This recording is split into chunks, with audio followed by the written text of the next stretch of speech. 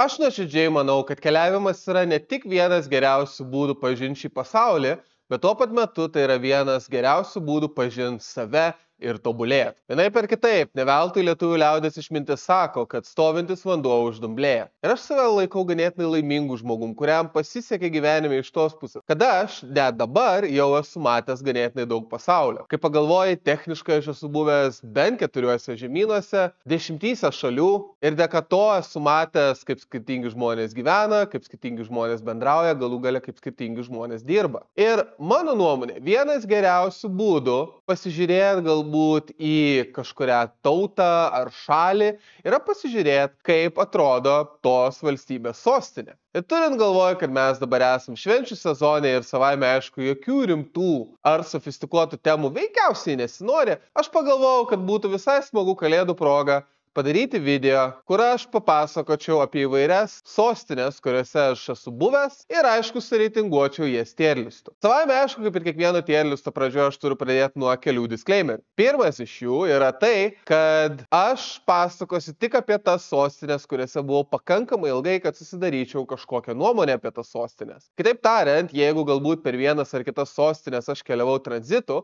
kaip kad pavyzdžiui per Minską ar Maskvą ar Bratislavą, aš apie jas nekalbėsiu. Vėlgi, dabar kaip tai sakau, galbūt būtų visai smagu padaryti oro uostų tierlistą, nes po galais Minsko ir Maskvos oro uostai yra, tai yra patirtis. Bet kadangi aš buvau tik tranzite ir niekada iš oro uostų neišėjau, aš apie tas miestus kalbėti negaliu. Su Bratislava tiesiog kažkaip gavos taip, kad visada tiesiog pravažiuodavau pro tą miestą ir kažkaip niekada nenuvažiuodavom į jo centrą, nepasižvalgydavom ir panašiai. Tad vėlgi, negaliu apie tą miestą pasakyti nieko. Tada, savaime aišku, nors aš esu aplankęs ganėtinai daug sostinių, yra tam tikrų sostinių, kaip kad pamatysit galbūt besibaigiant šitam video, kuriuose aš nesu buvęs. Ir tų sostinių, kurias aš norėčiau aplankyti, tikrai yra ganėtinai nemažai. Tad vėlgi, galbūt kada nors bus antra šito tierlisto dalis. Kas gali pasakyti? Ir paskutinis disclaimeris yra tai, kad jeigu mes kažkaip reitinguojam šitą sostinę, savaime aišku, turbūt turi būti kažkokie tai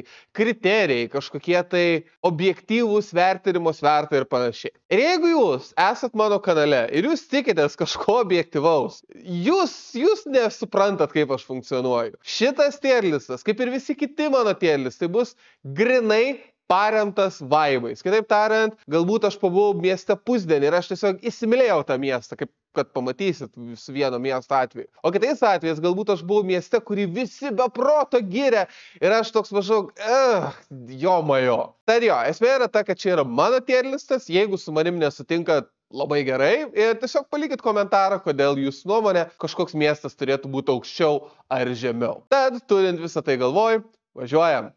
Ir kurgi geriau būtų įmanoma pradėti, jeigu ne savo namuose? Tai yra Vilniuje. Vėlgi, dabar ką tik pagalvojau, kad Vilniuje aš ne tik gyvenu jau beveik 15 metų, bet vos po kelių metų gausis, kad aš Vilniuje šiaip gyvenu ilgiau negu negyvenu Vilniuje, nes vėlgi aš esu kilęs iš Šiaurės Lietuvos ir ką tik aš pasijutau labai senu, bet šitas video ne apie tai. Ir vėlgi Vilniuje aš esu gyvenęs, geras dabar klausimas, 1, 2, 3, 4, čia jau 5 vieta Vilniuje, kur aš gyvenu, tai yra šitas namas, kurį aš nusipirkau. Prieš tai aš bėdą ir spėjau Pilaitėj butą užgyventi. Ir esmė yra ta, kad dėl to aš manyčiau, kad per tiek laiko aš galėjau susidaryti ganėtinai ekstensyvę nuomonę apie Vilnių. Ir mano apibendrinimas Vilniuje yra tai, kad Vilnius yra puikus miestas. Man patinka gyventi Vilniuje. Iš tikrųjų labai nemaža priežastis, kodėl aš galbūt nusprendžiau pasilikti Vilniuje, čia daryti karjerą, čia kurti verslą, o ne važiuoti galbūt į Vokietiją, Šveicariją, Prancūziją ar kitas šalis, kur mane kvietė, yra tai, kad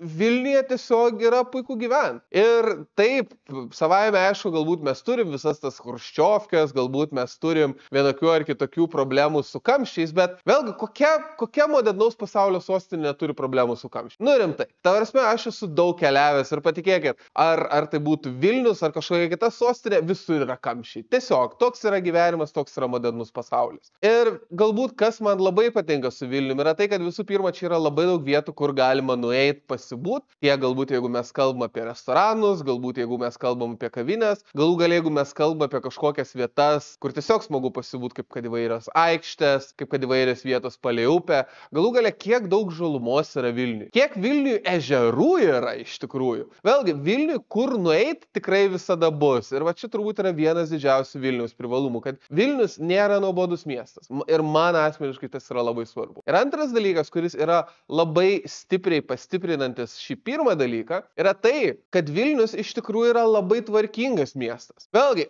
galbūt tie, kurie iš jūsų mažiau yra keliavę, nėra su tuo tiek susidūrę, bet pavyzdžiui, keliaujant po pasaulį, ypač vakarus, tai ten nėra, kad ten yra viskas iščiustyta ir panašiai.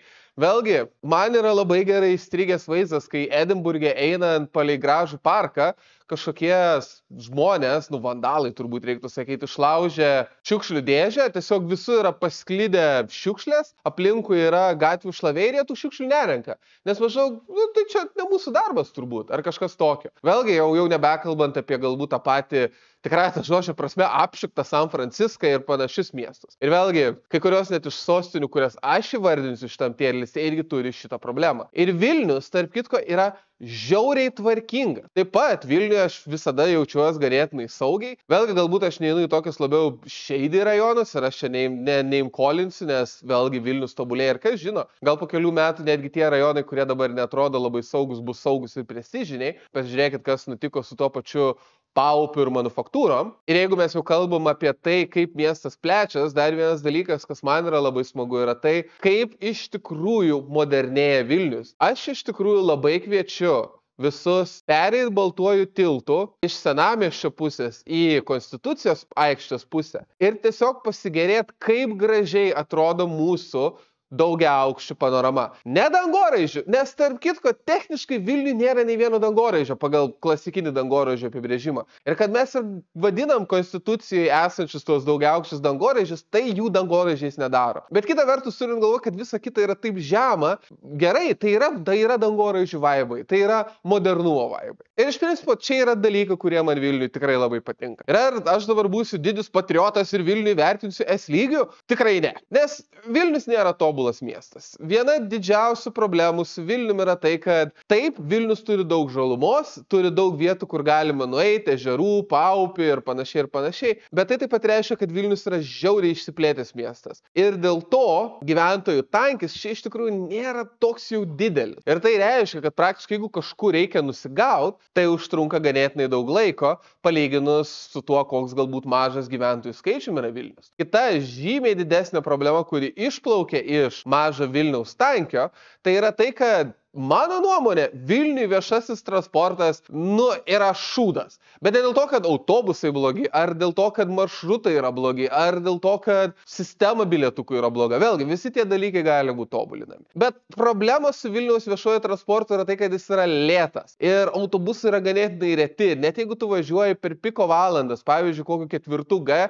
nuo Pilaitės pusės į Saulėtekį, tai tu tiesiog grūsies. Ir vėlgi tu supranti, kad tiesiog negali būti pakankamai daug autobusų, nes atstumai dideli, maršrutai yra tolimi ir tiesiog nėra gyventojų tankio, kad būtų gera viešo transporto sistema. Ir vėlgi, ar tramas, metro ar panašiai tai išspręstų, mano nuomonė, aš abejoju.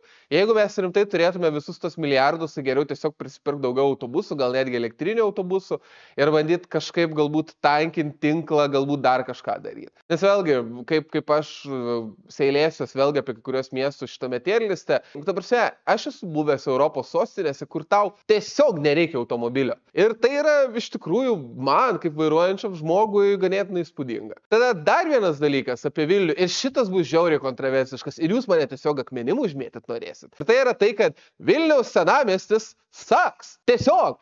Aš žinau, kad visi važiuoja, oi, bet kokia bohema, kokias gražios siauros gatvelės. Chebra, mažos siauros vingiuotos gatvelės reiškia vieną dalyką, kad gan ilgą laiką Vilnius savo istorijoje buvo bomžamiestis. Vėlgi, jeigu jūs pasižiūrėsit į kai kurias sostinės, kurias čia aptarinėsiu, jas apibrėžia plačias, didelės gatvės, avenues, aukšti namai, o ne kažkokie labirintai, žemi nameliai ir panašiai. Ir aš žinau, kad visiems menininkams, kad, kokia čia bohema. Ir žinot ką? good for you. Aš esu dėl jūsų laimingas. Ta prasme, jeigu jums patinka Vilniaus senamiestis, jis puikiai sutvarkytas, jis tikrai labai gražus, tol, kol nereikia jame vaikščiot, parkuotis ar kažko daryti. Ir aš žinau, kad I'm the weird one čia, bet vėlgi, aš sakau, čia yra vibe checkas. Ir mano nuomonė, galbūt Vilniaus senamiestis, bažnyčios ir architektūra, viskas yra UNESCO paveldė, bet man tas nepatinka. Ir galbūt iki kažkokio lygio tai taip pat veda, kad ta Vilniaus architektūra, kuri yra sena, man trūksta monumentalumo. Vėlgi, mūsų galbūt naujesni pastatai, mūsų galbūt pastatai Konstitucijos prospektai ir panašiai, jau čia viskas yra labai gerai. Jau lietuviai įsivažiuoja, kad nereik bijot statyti kažko didelio ir didingo. Bet realiai, jeigu tu pagalvoji apie Vilniaus senamiestį, apart katedros, kokie dar yra galbūt dideli monumentalūs pastatai? Jų tiesiog nėra. Ir vėlgi, turint galvoje, kad mes kalbame apie Lietuvą ir Lietuvos sostinę, tai yra suprantama, bet savame aišku, kad šitam tier liste bus heavy hitter, tai yra sostinių, kurios yra the sostinės. Ir tai savaime, aišku, aš turiu įfaktorinti šitą vertinimą. Dėl to aš manau, kad Vilnius tikrai yra virš vidurkio, bet nedaugiau. Ir aš dėl to Vilniui skiriu B lygį. Ir vat būtent, jeigu mes kalbame apie šitą monumentalumą, aš iš tikrųjų noriu monumentalumo. Ir vat vienas labai geras pavyzdys, kai galbūt, pavadinkim taip, normalios psichikos žmogui monumentalumo užtenka, o man ne, tai yra Paryžius. Pakalbėkime apie Paryžių, vėlgi aš čia neturiu didelės struktūros, bet jeigu aš mintim jau pasakiau Paryžių, kalbam apie jį. Esmė yra ta, pradėkim nuo gerųjų dalykų. Vat atsimenat, kur aš kalbėjau apie viešąjį transportą, tai vat Paryžius turi, mano nuomonę, vieną geriausių viešųjų transporto sistemų, kokią aš kada nors esu patyręs. Rimtai, aš 2018 metais kažkur 2 savaitės darbo reikalais gyvenau Paryžiui ir gavos, kad aš buvau pasiėmęs gan pigų 3 žvaigždučių viešbutį Vilžyfe, vėlgi galit paguglinti, kur tas yra, bet kas yra svarbu, kad nuo mano viešbučio, praktiškai prieš pat mano viešbučio duris buvo tramo stotelė. Įsėdi tramą, pavažiuoji 3 stoteles, persėdi į metro. Ir vėlgi, Paryžiui, ir tam aš turiu galvoju Paryžiui, kuris yra apjuostas periferijai, to jų aplinkelio, nereik mašinos. Tiesiog, tu važinėjai metro, jeigu kažkur reik mažiau pavažiuoti, važiuoji autobusu ir viskas veikia puikiai. Ir tu turi tą daryti, nes iš principo, kiek aš vaikščiau žiūrėjau, tai ten net nėra kamščio per piko valandas, ten tiesiog yra kamštis ir vėlgi važinėti į Paryžių, į vidų periferiją tikrai nėra prasmės. Aš jau nebekalbu, kad Paryžiui aš mačiau daugiausiai brangių mašinų su nudaužytais bumperiais. Tarsi vėlgi tu eini Paryžiui per jų galbūt netgi tuos labiau poš rajonus ir gatvėje stovi Porsche'as, Ferrari'us, kitos brangios mašinos ir net jų bumperiai nudaužyti. Bet tuo pat metu esmė yra ta, kad aš galbūt galiu girti jų viešąjį transportą, nes vėlgi aš galbūt patikrinsiu editindama šitą video ir galbūt uždėsiu to pačio masteliu Vilnių ir Paryžių, nes man atrodo, kad Paryžius techniškai plotų netgi yra mažesnis už Vilnių, bet vėlgi aš turiu šitą patikrinti. Arba bent jau tikrai netiek didesnis. Bet esmė yra ta, kad dėl to jie gali turėti gerą viešąjį transportą. Bet jeigu mes kalbame apie monumentalumą, taip, Paryžius turi to tokio monumentalumo, bet nepakankamai, mano nuomonė. Vėlgi, kai pagalvoji, Paryžius yra sostinė valstybės, kuri kelis šimtus metų buvo arba galingiausia Europos valstybė, arba viena galingiausia Europos valstybių. O 19 ir 20 amžiuje kažkokio lygio net bandė būti viena galingiausių pasaulio valstybių. Ir tu tikėtumės, kad jų sostiniai bus sukonsoliduoti visi turtai, kuriuos jie pavogė iš visų kraštų, kuriuos užkariavo, plėšė ir prievartavo. Ir vėlgi šitam tier liste bus tokių valstybių. Bet esmė yra ta, kad nežinau, kažkaip gal į Versalį labai daug turtų nuėjo ar ko, nes Paryžiui yra bandymų judėti į tą monumentalumą, bet man pritrūksta. Pavyzdžiui, tas pats Notre Damas, aš beje esu buvęs prieš jam sudegant. Nėra jis toks didelis ar didingas. Man, pavyzdžiui, netgi Glasgow katedra labiau įsiminė, kas mane labai nustebino. Tada jeigu eini tas Louvras, tie rūmai, vėlgi atrodo dideli rūmai, bet jie nėra tokie dideli ir didingi. Ir ne tai, kad paryžiečiai ir prancūzai nesugebėtų turėti tos didybės. Vėlgi, jie turi Eifelio bokštą, tai apie ką mes kalbam. Tada kita labai man įsiminusi ir įspūdinga vieta, kur beje labai rekomenduoju nueiti, jeigu jūs būsit Paryžiui ir vaikščiosit patys. Kitoj upės pusėje nuo Eifelio bokšto yra didžiulė aikštė, kurioje yra didžiulė generolo Fošo statula. Tai ten aš pajutau truputėlį šito monumentalumo, bet vėlgi, truputį trūksta. Bet kita vertus, esmė yra ta, kad aš jau kabinėjęs. Ir vėlgi, čia jūs galite sakyti, kad, bet tai Paryžiuje irgi yra tų siaurų bohemiškų gatvelių.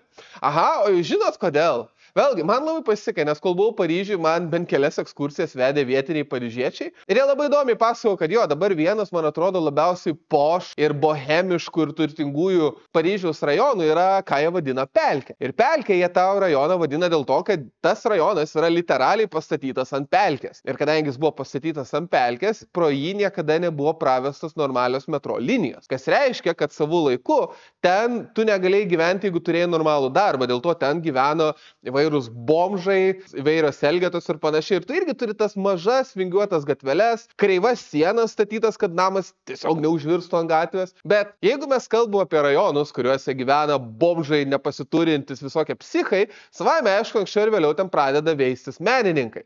O jeigu ten pradeda veistis menininkai, jie pradeda gauti aukštus honorarus, pradeda darytis garbė gyventi tokioje vietoje ir iš principo tas rajonas per ilgą laiką virsta turtingu. Pridėkim, kad šiais laikais metro į darbą važinėja kaip tik žemesnioji klasė ir dabar mes turim tylų rajoną su siaurom gatvėm, kur sunku privažiuoti mašinom ir nieks ten nevažiuos tranzitu. Ten nėra metro stotelių, dėl to ten apskritai patekti yra sunkiau ir dabar ten yra turčių rajonas. Ar tai reiškia, kad man jis patinka? Nė velnio, ta prasme, man patinka plačios didelės gatvės ir didelės erdvės. Tad esmė yra ta, kad Paryžius yra labai geras pavyzdys, kai iš principo net toks didelis, toks iš tikrųjų įstabus miestas man paliko labai aukštą įspūdį, bet ne patį manomą aukščiausią. Rimtai, ir esmė yra ta, kad aš esu girdėjęs, kad ar Japonijoje, ar kur ten yra netgi psichologų pagalba žmonėm, kurie nuvaro į Paryžių ir lieka juo nusivylę. Ir aš nesu tokiam dideliam nusivylimo lygį, bet aš atsimenu, aš važiavau Paryžių su labai didelėm viltim pamatyti tokią tikrą Imperial Capital ir tu atvažiuoji gražų miestą, bet tuo pat metu tu supranti, kodėl Top Geras pizdavojas iš Paryžiaus ir Prancūzijos, kad tai yra šalis, kurioje gyvena peasants and communists. Rimtai. Tai esmė yra ta, kad Paryžius puikus miestas, aš nebandau iš jo atimti nieko to, bet man pritrūko didingumo ten ir dėl to aš jam skiriu A lygį. Bet šitoje vietoje, aišku, kyla klausimas, tai gerai, bet tai o kokia galbūt globali sostinė tada galėtų būti tokia, kuri man atrodytų pakankamai aukšto lygio. Ir esmė yra ta, kad vėlgi turbūt didžiausia globali imperija žmonijos istorijoje buvo Jungtinė karalystė. Tad, o kaip su Londonu? Ir esmė ta, kad aš esu vienas tų keistųjų lietuvių, nes aš šiaip Londone apsireiškiau labai vėlai. Aš praktiškai pirmą ir vienintelį kartą Londone buvau 23 metų vasaros gale ir aš buvau mokslinėj konferencijai. Ir realiai tiesiog gavos, kad kadangi lėktuvas buvo labai anksti, o konferencija ir viešbutis buvo in Slough, vėlgi ten į vakarus nuo Londono, bet toj platesnio Londono zonui turbūt reiktų įvardinti. Gavos, kada aš atskridau gan anksti, traukiniu nuvažiavau Londoną, tiesiog prasidėjau praktiškai nuo Šardo per London Bridge'ą, pro Towerį, iki Akies, pro Buckingham Palace ir tada ten traukiniu nuvažiavau Slough, kas buvo ten gan rimtas pasivaikščiojimas. Ir esmė yra ta, kad man Londonas patiko, aš to neslėpsiu. Man patiko, kad jie nebijo maišyti savo istorijos su galbūt naujais dangoraižiais, naujais pastatais ir panašiai. Ir vėlgi ten buvo to tokio monumentalumo apraiškų, bet kas yra labai savotiška, kad Britanijoje tu jauti, kad monumentalumas ateina ne vien iš to, kad tai turi būti globali imperija, bet kad veikiausiai tai turi būti ir ganėtinai stipri monarchija. Nes vėlgi, Britanija per beveik visą savo moderninę istoriją didžiąją dalim buvo valdoma parlamento. Ir esmė yra ta, kad vėlgi, Londonas man labai patiko iš tikrųjų. Ir man patiko, sakau, visas tas blendas tarp naujo ir seno, visas tas paupys. Bet esmė yra ta, kad kai aš nuėjau iki jų parlamento pastato, aš jį atsimenu, stovėjau, žiūrėjau ir mano mintis buvo, that's it? Viskas?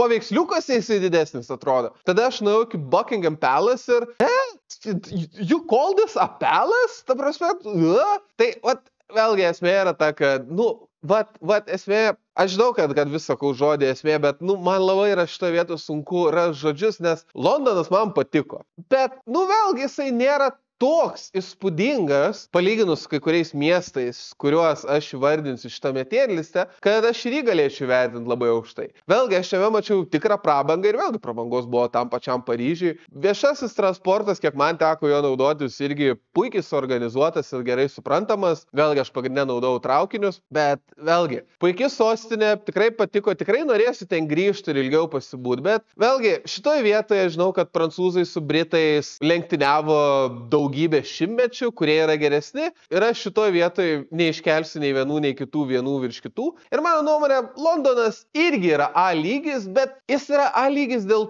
truputį kitų priežasčių, kaip aš tai matau, negu galbūt Paryžius. Tad jo, Londonas, mano akim žiūrint, yra A lygio sostinė. Gerai.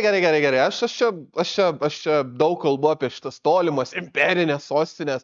Gal galim kažką pamažinti ir didybės rast kažkur arčiau? Ir atsakymas beje yra, kad šiaip taip, nes mano nuomonė, jeigu ieškot miesto ir tiesą sakant sostinės, kuri yra sąlyginai labai arti, tiesą sakant nuo Vilniaus netgi panašiu atstumu kaip Klaipėda, tai yra Ryga. Ir Rygos centras, mano nuomonė, yra žiauriai geras. Taip, jie turi ten tų galbūt siauresnių gatvelių ir panašiai, bet jie taip pat turi tų didesnių pastatų, modernesnių pastatų. Jie turi tą Art Deco gatvelę ir apskritai daug Art Deco. Jie turi ten iš viso tas plačias gatves, kurias aš taip mėgstu, plačias ir tiesias. Centre esantis tie parkeliai, tvenkinukai, upeliai, viskas puikiai atrodo. Taip pat, jeigu nesat buvę, labai rekomenduoju Rygos operą. Vėlgi, nuostabi vieta. Ir esmė yra ta, kad mano nuomonė, ir aš dar pasakysiu, tiesiai šviesiai, netgi truputį užbėgdamas įvykiam už akių, iš 3 Baltijos sostinių, tai yra Vilniaus, Rygos ir Talino,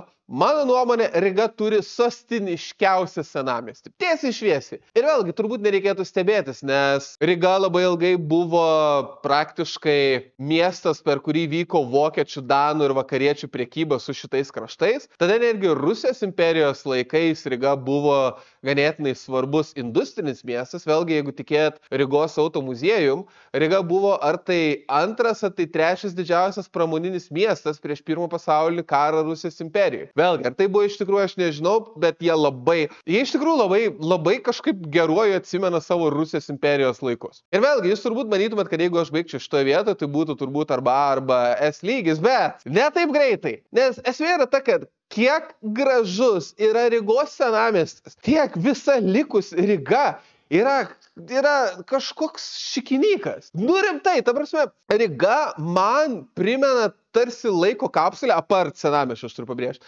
Ryga man primena laiko kapsulę kokiais 20 metų atgal į Vilnių ar kokiais 7 metais atgal į Kauną. Kur iš principo taip, centras labai gražus iščistytas, bet tu truputį nukrypsti į šonus ir tu turi baises, tiesiog apgriuvusias chruščiovkes. Tu turi praktiškai griūdančius garažus. Ten iš viso, aš atsimenu, kai su brangiausia mes važiavom į Rygą ir jinai vairavo, nes mes tiesiog darėm tokį exercise, kad jinai su savo miniu norėjo nuvažiuoti iki Rygos, tai aš pašturmaninau. Kažkaip gavos, kad GPS mus išvežė per kažkokį labai įdomų kelią ir mes tiesiog važiuojam palei upę ir ten tiesiog kažkokios vos ne favelos, kažkokie griuvėsiai, kažkokios trobos. Ir tu galvoji, jomajo Vilniui tai būtų prestižiniai paupio rajonai, o čia kažkokios favelos prie upės. Kas vyksta? Ir vėlgi, kas vyksta? Savo laiku turėjau labai įdomią patirtį. Kadangi aš turiu ganėtinai daug draugų, taip gavos, kad su draugais varėm į Rygą ir vienas iš draugų turėjo draugą rygietį, kuris daro tas ekskursijas, kur žinot, kur praveda ekskursiją ir tu galų gale susimoki po jų. Tai kadangi buvo draugų draugas, mums padarė šitą ekskursiją už dyką. Tai jis labai įdomiai pasakojo, kad pavyzdžiui visų pirma, Ryga labai su pavydu žiūri į Vilnių ir pasirodė mums žiauriai pavydi Zuoko. Nes kaip rygiečiai mato Vilnių, tai yra Vilnių, kuris prisikvietė visus investuotojus, fintechą, bankus ir panašiai. Pas mus iškilo visi šitie dangoraižiai, kabutėse, o Rygoje tas neįvyko. Ir pasirodo viena iš priežasčių, kodėl Rygoje tas neįvyko, kad jeigu jūs žiūrėtumėte į Rygą, jūs turit upės pusė, kur yra senamiestis, viskas yra gerai. Ir tada jūs turite tą kitą pusę, kur yra ta jų, man atrodo, biblioteka nacionalinė ar kažkas tokio, ir ten yra keli tokie aukštesni pastatai. Bet šiaip, jeigu jūs važiuotumėt, ir ten yra didelis kelias palei upę, ir jeigu jūs ten važiuotumėt, ten tiesiog kažkokie šabakštynai, garažai, dar kažkas. Tai vėlgi, turėkit galvoje, kad čia yra pletkai pasakoti vietinio rygiečio ir vėlgi klausimas, kiek tame yra faktinės tiesos. Bet iš principo, kaip jis mums pasako, kad kai buvo early 2000s, iš tikrųjų labai daug investuotojų apparently žiūrėjo į Rygą, kaip į vietą investuoti, bet viskas baigės tuo, kad vietiniai politikai norėjo atkatų ir jie tų atkatų negavo. Ir viskas baigės tuo, kad dėl to praktiškai visos zonos palei upę praktiškai didžiąją dalim buvo paverstos industriniam zonom, kas reiškia, kad jos yra paliktos gamyklam ir ten tu negali statyti jokių finansinių kvartalų ir panašiai, nebent tau ten primoka, aišku, ne pačiais legaliausiais būdais, kad pakeistų žemės paskirtį. Ir viskas tiesiog gavos, kad Zuokas buvo, hei, žiūrėkit, čia yra Vilnius ir mes jums leisim statyti, ką jūs norit.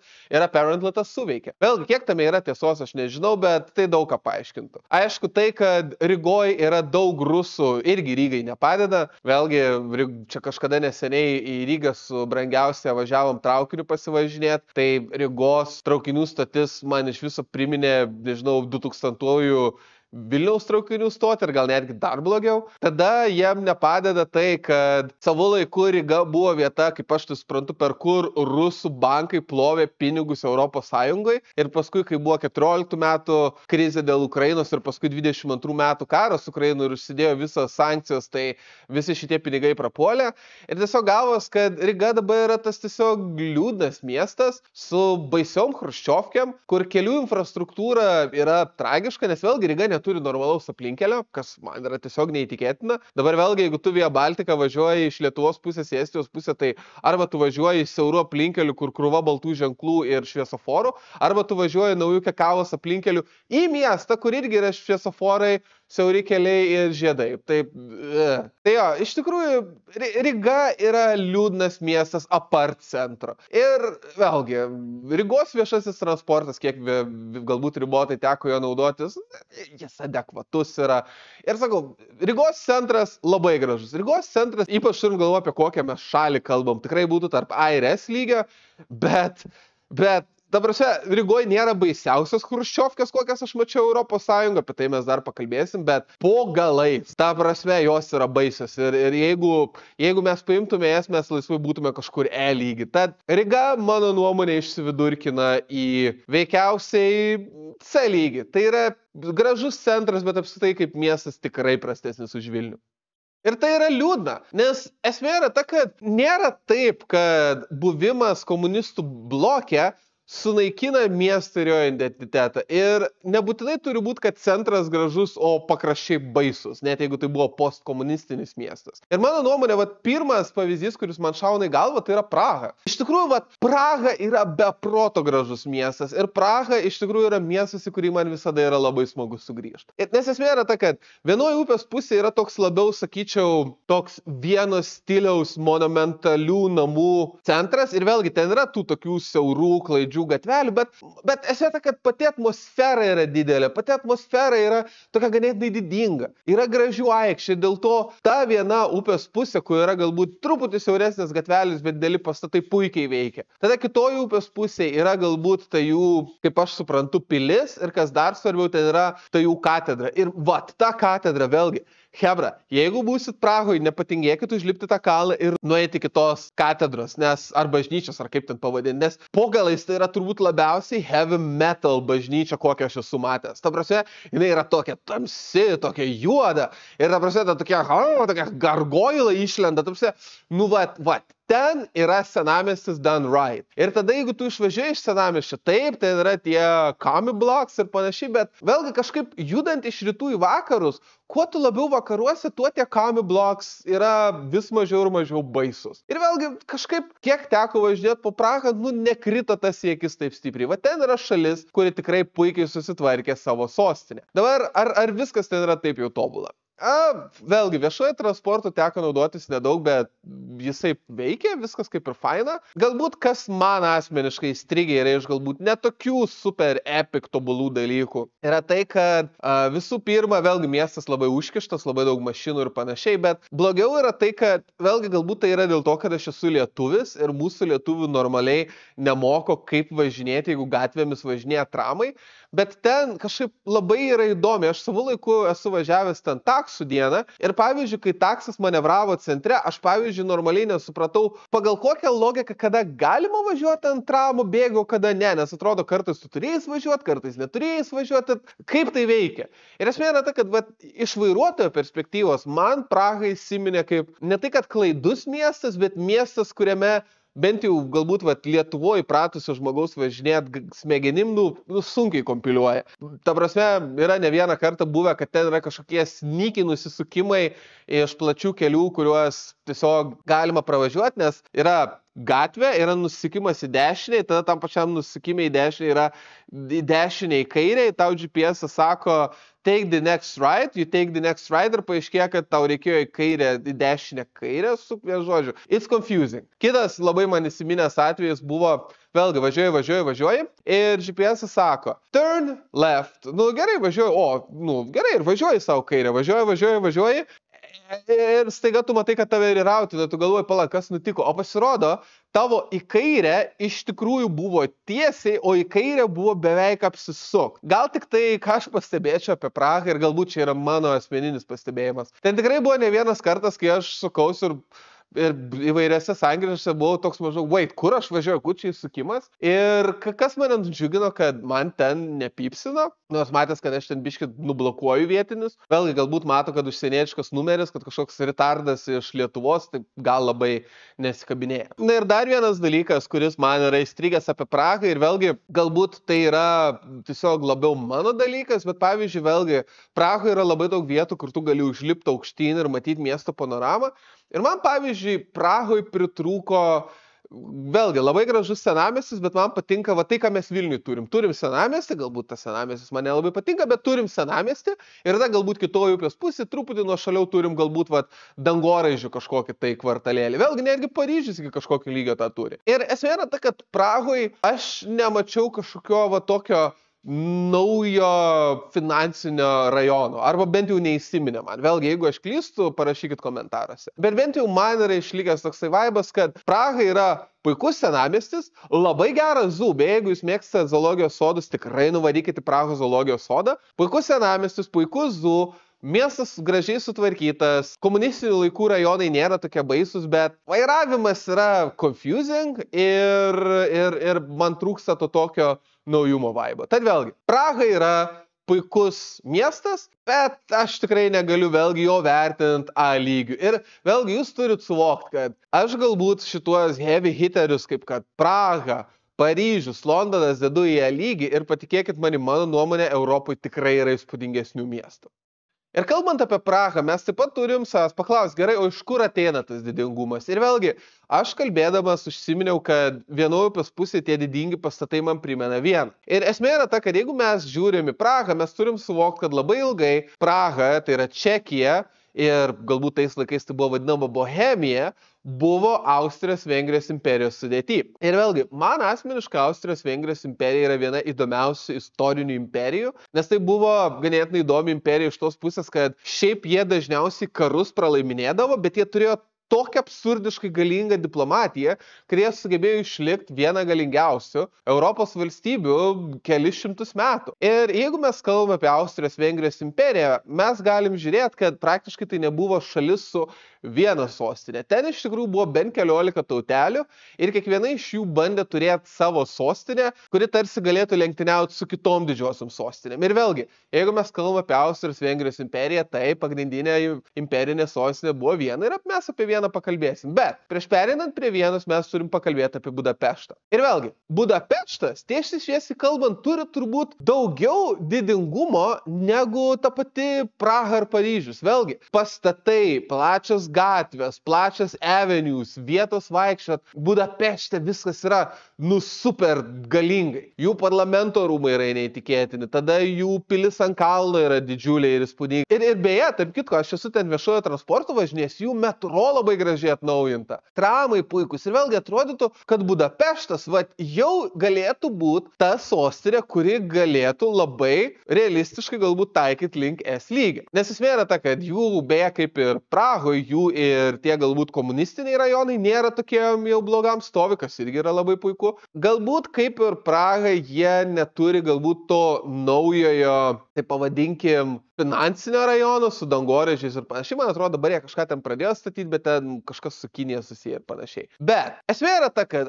aš Budapešte esu buvęs 2 ar 3 kartus, tarsi tikrai ne vieną kartą. Ir man kiekvieną kartą ten būnant, kažkas yra ne taip. Tarsi aš vaikštau, aš žiūriu viską, aš suprantu, kad man tai turi patikti ir man nepatinka. Ir aš nesupratau, kame reikalas. Ta prasme, ten senamiestis yra visiškai mano vaibas. Ir aš labai gerai pamenu, kad kaip paskutinį kartą aš buvau Budapešte. Tiesiog yra viena tų didžiulių sankryžų su didžiuliais avenues, didžiuliais pastatais. Ir aš atsimenu, tiesiog atsisėdau ant suoliuko ir aš žiūrėjau į pastatą priešais mane, nes tai yra didžiulis pastatas, graži architektūra, didinga.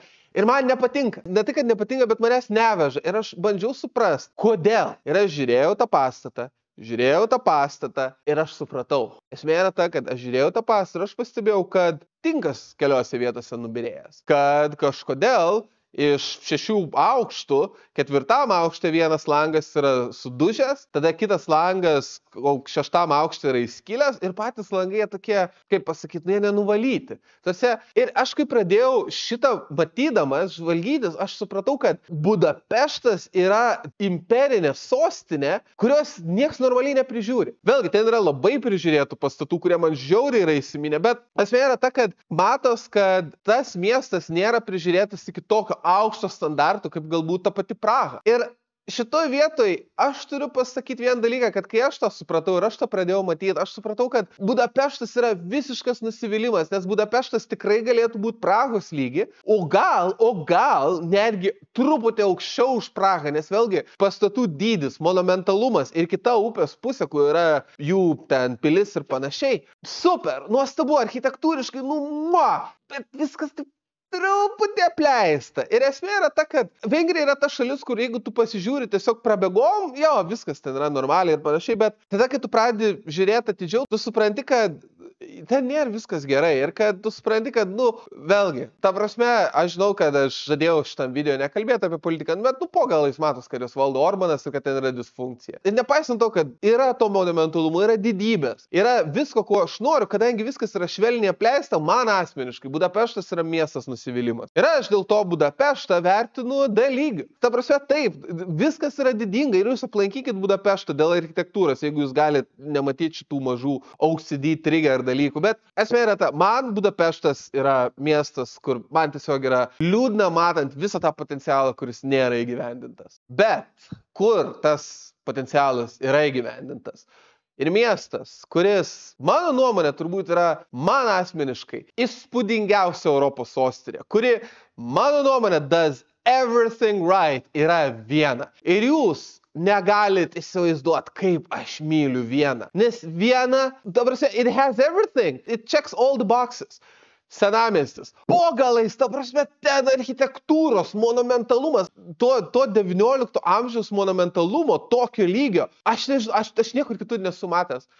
Vienos monumentalumas, į centro monumentalumas yra neapsakomas. Ta prasme, linksma istorija. 21 metais vasarą su viena labai gera drauge mes darėm didžiulį europinį tripą atšvest, kad pagaliau Covidas baigės. Ir mes ten per 16 dienų aplankėm, tai 11, tai 13 valstybių. Ta prasme, viskas buvo masyviai važinėjom. Ir mes vieną dieną paskyrėm Vienai. Ir esmė yra ta, kad, jai patinka miestai, patinka keliauti, bet, pieškit zinant tos architektūros. Tai jinai kiek neįsivaizduojamai gailiai dūsavo.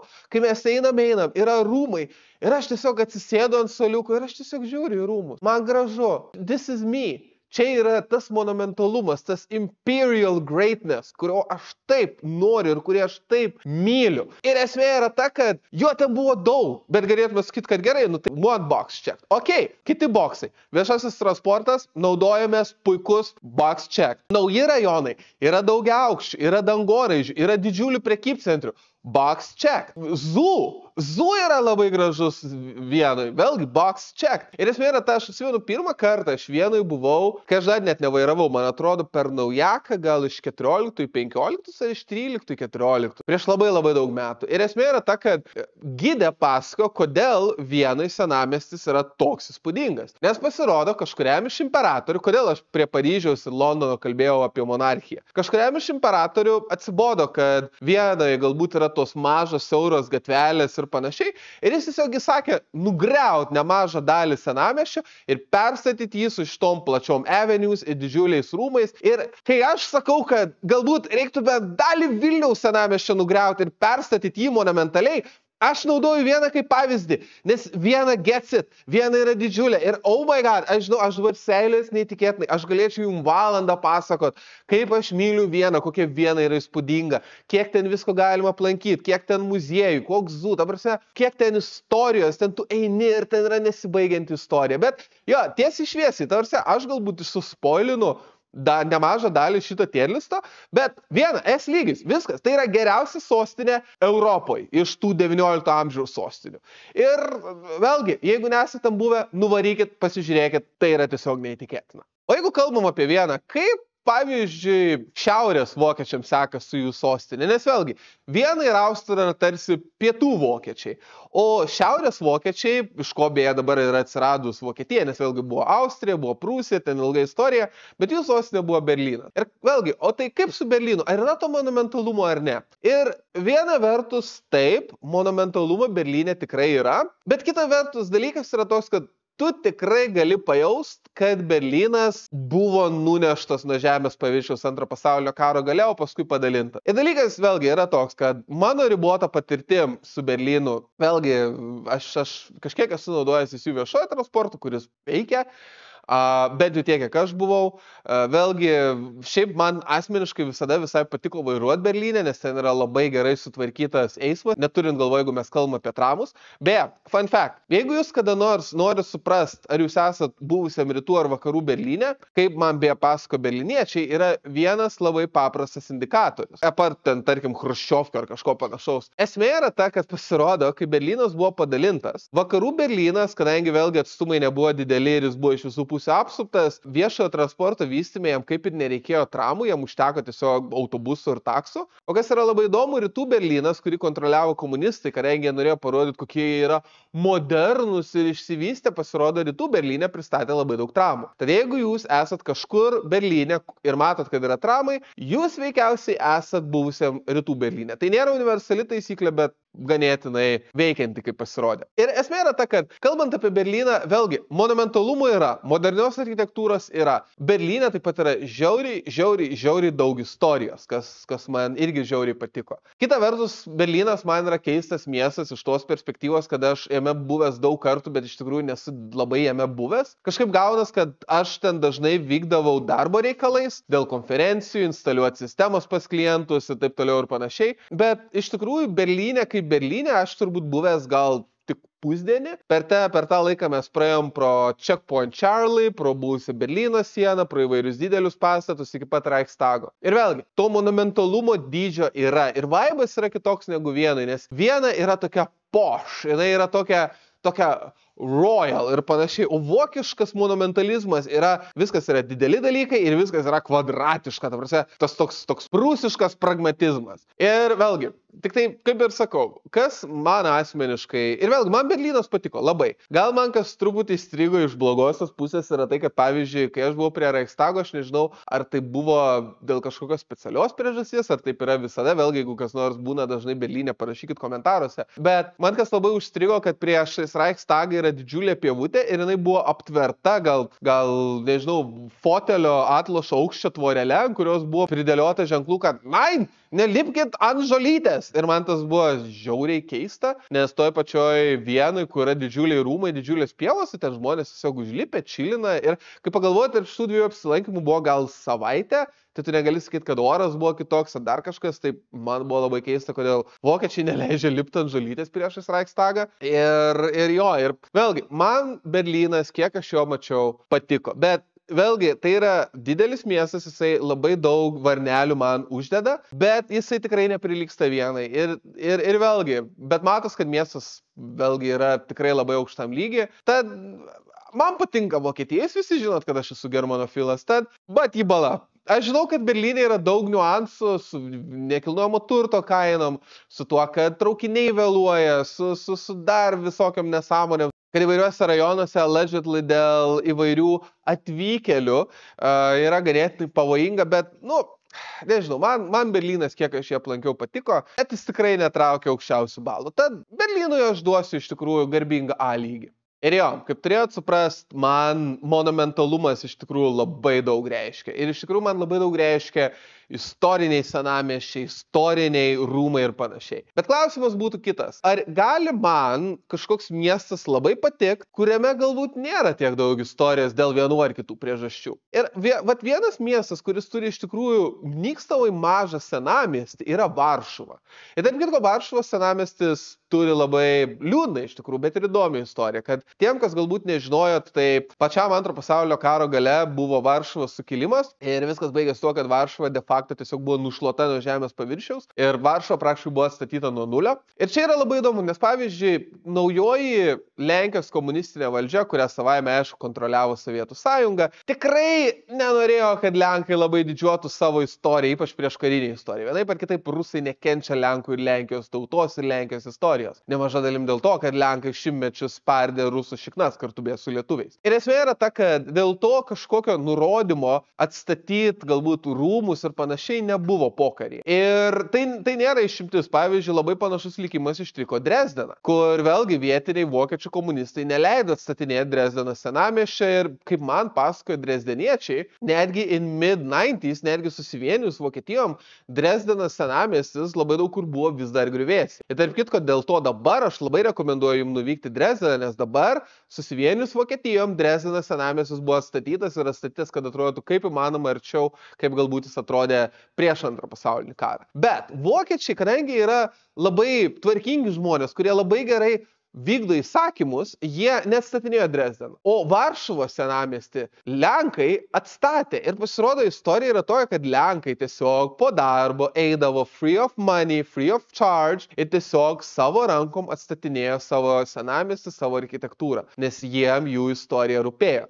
Ir komunistai tiesiog jiem netrukdė, nes, žmonės kaip ir gerą darbą daro, tai negi čia labai priešinsi. Ir esmė yra ta, kad dėl to Varšuvos senamiestis yra ganėtinai mažas, ir jo nėra daug. Ir atrodo, kad Varšuva, ir ypač ir galvoju, kad Varšuvoje labai daug sovietinių pastatų, ir jie nėra, mano nuomonė, tokiam aukštam lygiai, kaip galbūt sovietinių stiliaus pastatai, galbūt toje pačioje Prahoje ar Budapešte. Vėlgi, turbūt turėtų reikšti, kad man Varšuva nepatinka. Bet Varšuvą aš labai mėgstu naudoti kaip pavyzdį, kaip šalis išsivadavus iš komunizmo ir imbreisinus kapitalizmą sugebėjo savo sostinę paversti modernios architektūros powerhouse. Nes esmė yra ta, kad mano nuomonė visam šitam regione Varšuva turi geriausią skyline. Ir esmė yra ta, kad jau vėlgi, kai Varšuva buvo atstatinėjama, kadangi jinai vėlgi buvo atstatinėjama nuo nulio, jinai aišku buvo atstatyta su plačiom gatvėm, dideliais namais, tas man automatiškai patinka, tas man duoda pločio, dydžio, monumentalumo, dalykai, kurių man patinka, plačios, didelės gatvės, didžiuliai žiedai.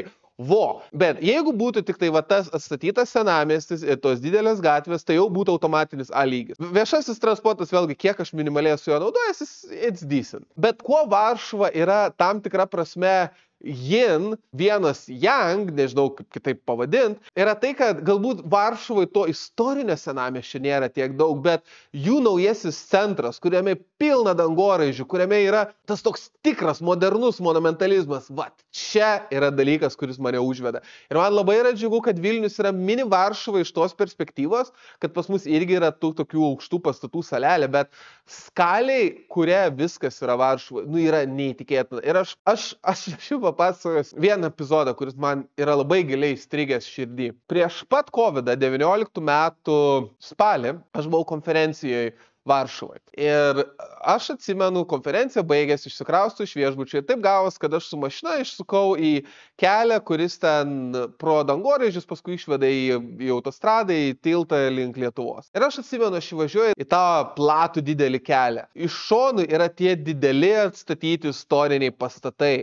Ir priešais mane yra tiesiog šitas miškas dangoraižių. Ir aš pagavau savo galvojant, kad kaip aš didžiuočias šitą akimirką, jeigu būčiau Lenkas. Tiesiog. Vėlgi, šiaip gali būti, kad aš viena 16 ir viena 32 šiaip esu Lenkas, bet aš tiksliai nežinau, vėlgi sunku yra sekti 4, 5, 6 kartas atgal. Bet esmė yra ta, kad Varšuva man yra miestas, kuris tiesiog įkvepia mane. Ta prasme, tai yra miestas done right. Tai yra žmonės, kurie supranta savo istoriją, kurie turi išlaikę Stalino pastatą, atstatę savo senamiestį, turi savo pokario statytus miestus, labai gražina savo miestą ir bando grąžinti tokią neoklasicistinę architektūrą ant namų, ant kurių jinai tinka. Bet jie taip pat nebijo statyti šitų didžiulių galingų dangoraižių, didžiulių avenues ir panašiai. Ir taip, aišku, Varšuva yra problemos su kamščiais, aš pats Varšuvoje kamščiuose susėdėjęs ir taip toliau ir panašiai, bet Varšuva man yra pavyzdys, kad nereikia bijot statyti aukštyn, nereikia bijot statyti didyn. Vėlgi,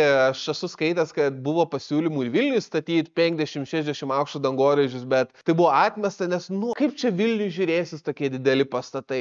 Mes jau televizijos bokštą turim. Ir mano požiūris yra, kad, blemba. Dabar, nebijokim didingumo, nebijokim parodyti, kad mes esam kažkuo daugiau. Dar jo, iš to, kiek aš seiliuosi apie Varšuvą, jūs turite suprasti, kad Varšuva yra automatinis estieras. Tiesiog. Gal tik tai word of caution, Varšuva zoo yra biški crap, bet vėlgi, you cannot have it all.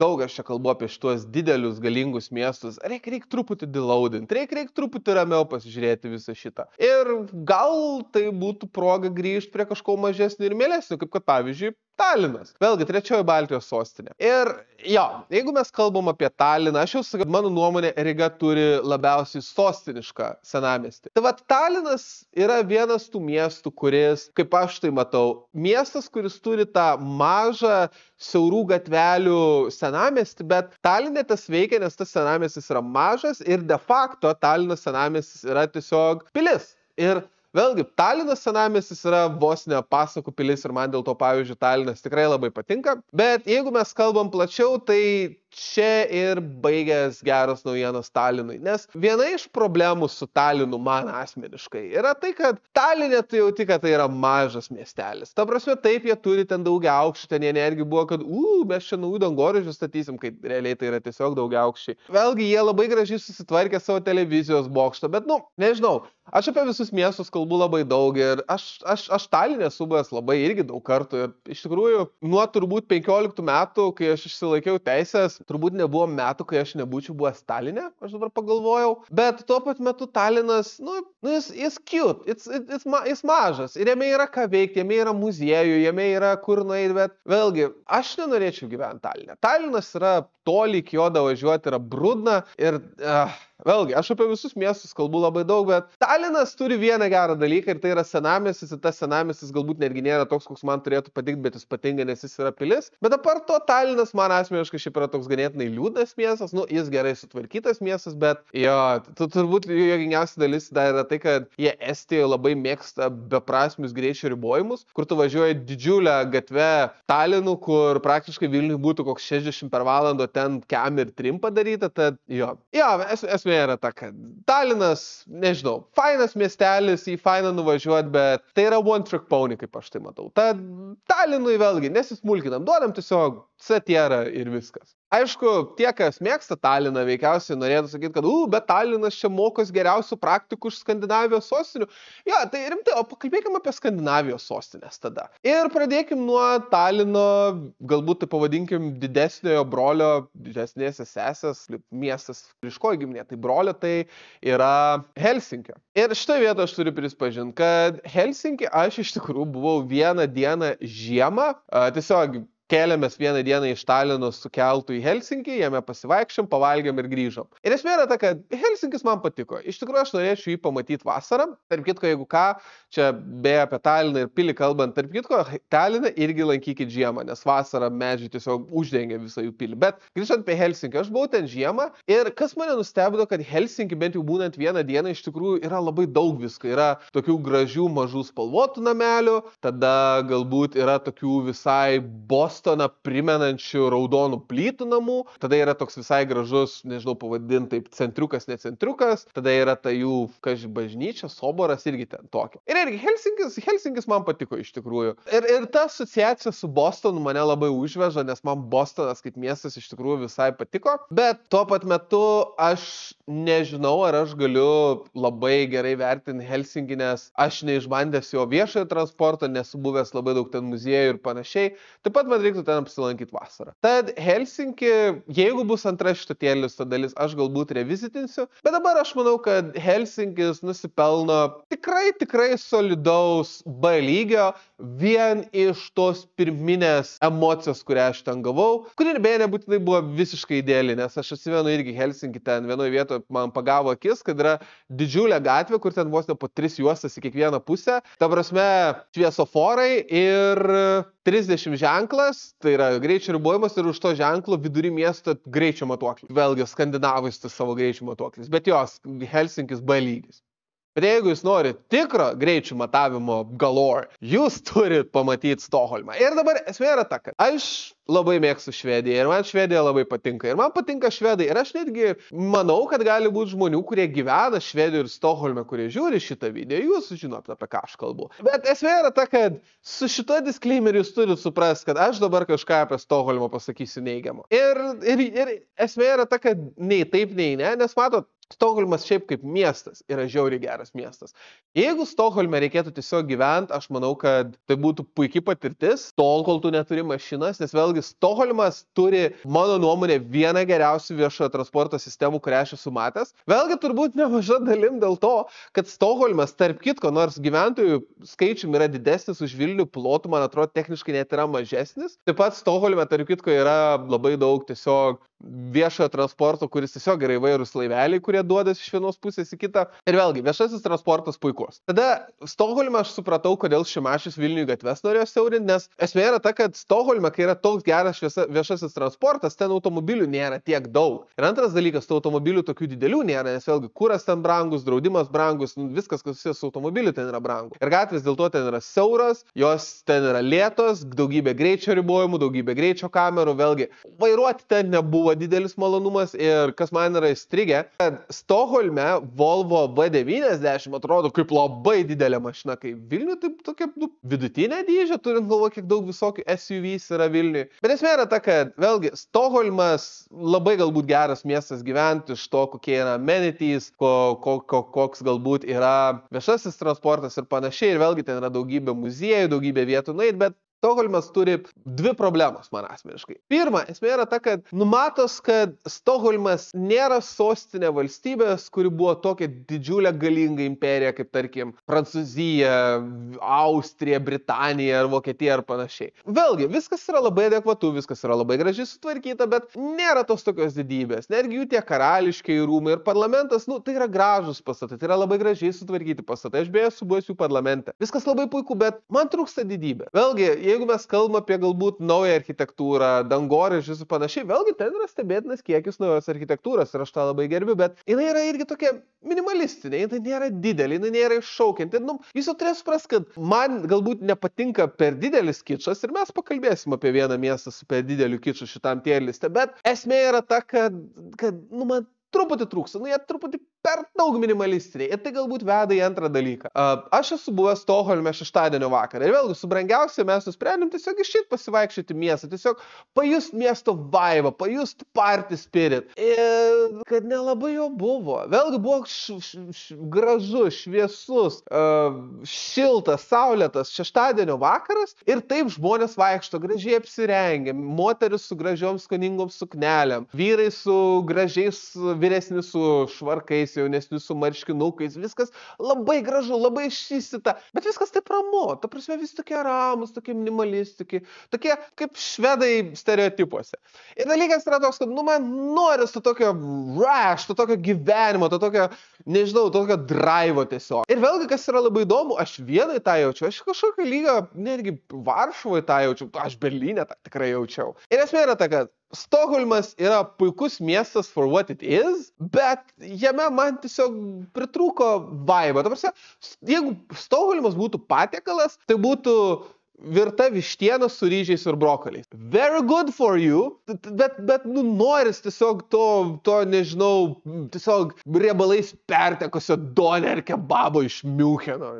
Ta prasme, tai jo, Stokholmas puikus miestas, not my vibe, bet tiek. Tada kita Skandinavijos sostinė yra Oslas. Ir va čia yra labai įdomu. Esmė yra ta, kad kol kas mano geriausiai vertinti miestai, tai yra Viena ir Varšuva buvo tie tokie monumentalūs miestai, tokie dideli miestai. Ir Oslas yra miestas, kuris įrodė, kad galima užkariauti mano širdį miestui, turint visiškai kitą prieėjimą prie didingumo. Nes Oslas man asmeniškai yra labai didingas miestas. Jisai nėra toks didelis ar toks monumentalus, kaip galbūt Viena ar Varšuva. Bet ką Oslas, mano nuomonė, padaro žiauriai teisingai, yra tai, kad jis yra monumentalus enough savo dydžiui, savo aplinkai. Vis tiek Oslas nėra jau toks didelis miestas, kaip pagalvoji. Ir vėlgi tai jų ten biblioteka ar universiteto pastatas ar meno galerija, ten tokia, aš įdėsiu nuotrauką čia kažkur aplink save. Žiauriai gražus pastatas ir žiauriai modernus pastatas. Ir kas ir man labai patiko Osle ir kas tiesiog užkariavo mano širdį,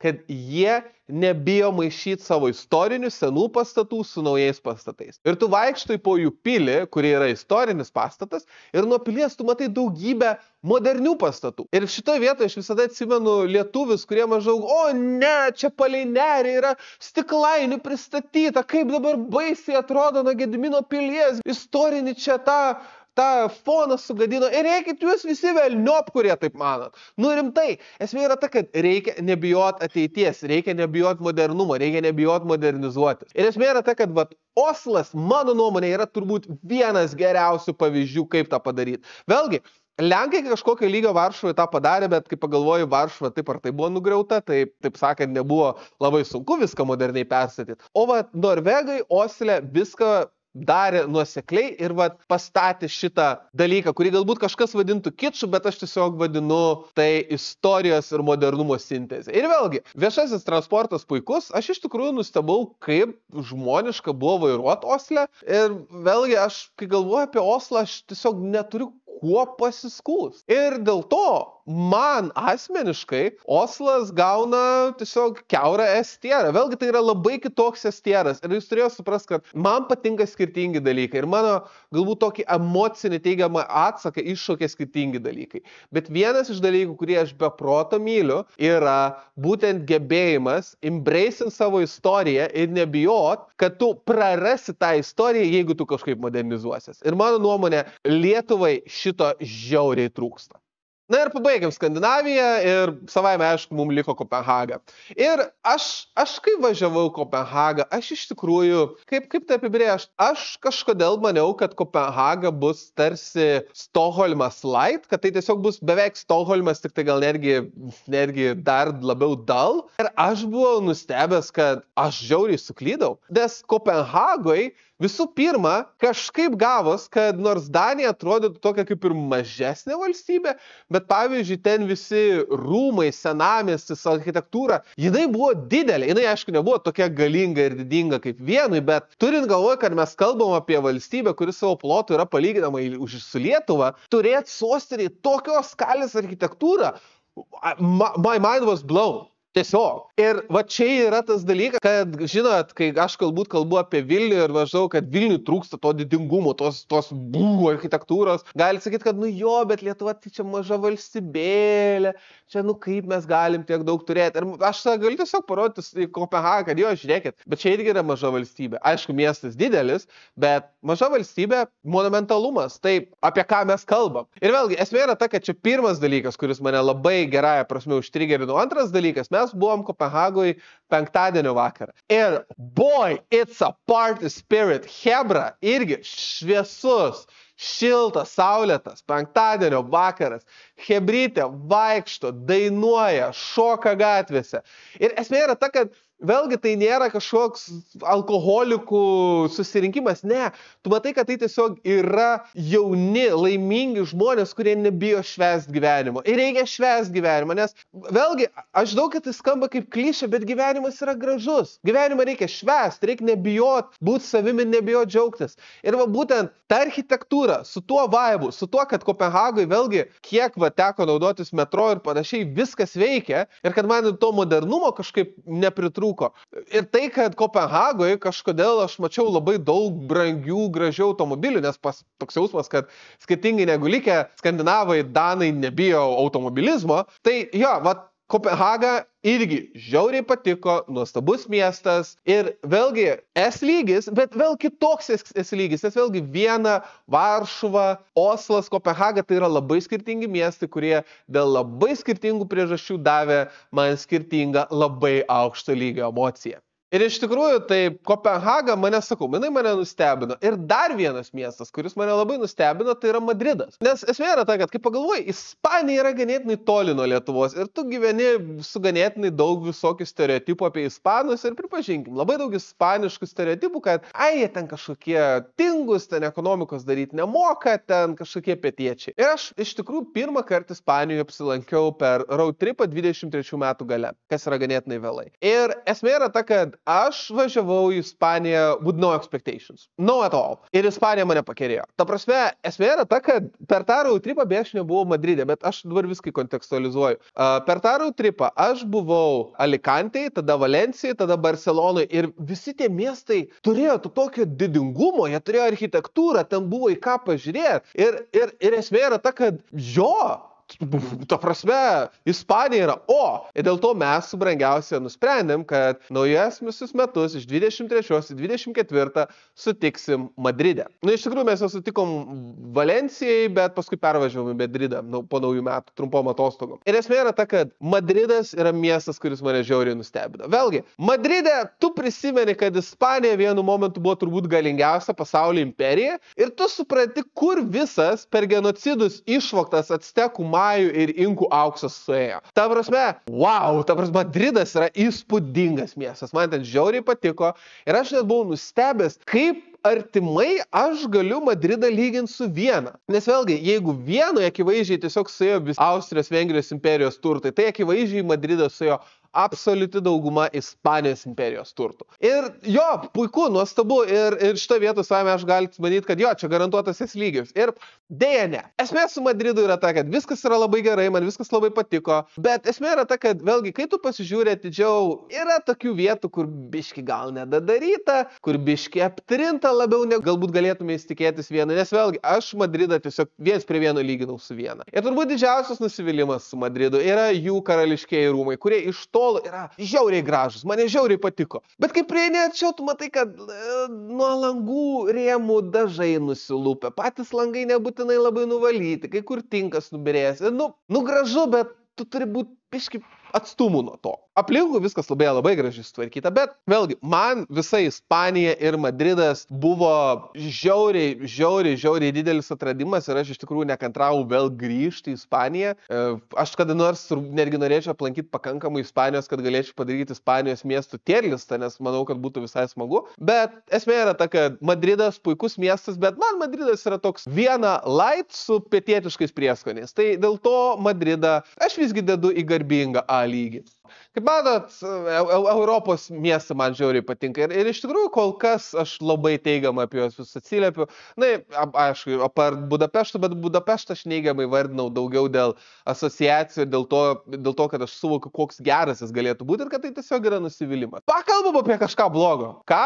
Smagu būtų, ne? Ir esmė yra ta, kad dabar aš pasakysiu kai ką, nežinau, ar kontroversiško, ar aš galbūt per daug overthinkinu, bet esmė yra ta, kad visi šitie vertinimai, kuriuos aš kol kas daviau, realiai susiveda į tai, kad tikrai rekomenduoju visus miestus nuvažiuoti, netgi tą patį Budapeštą. Bet jeigu yra viena Europos sostinė, į kurią aš jums primiktinai siūlau nevažiuoti, o jeigu važiuosit, manage your expectations, tai yra Bukareštas, tai yra Rumunijos sostinė. Disclaimeris. Rumunija man žiauriai patiko. Rumunija yra žiauriai gražus kraštas ir aš labai rekomenduoju nuvažiuoti tiek į Rumunijos pajūrį prie Juodosios jūros, tiek į Rumunijos kalnus, Rumunijos kalnų miesteliai ten. Dabar, jeigu tu nežinotum, tu sugalėtum pagalvoti, kad tu esi Italijoje. Ta prasme, Rumunijos galbūt tie autentiški kalnų miesteliai, kalnų keliai, ir driving experience neįtikėtinas, ir miesteliai neįtikėtinas, puiku. Bet Bukareštas, nuo ko pradėk? Pradėkim nuo paprasto dalyko, kad Bukareštas smirda.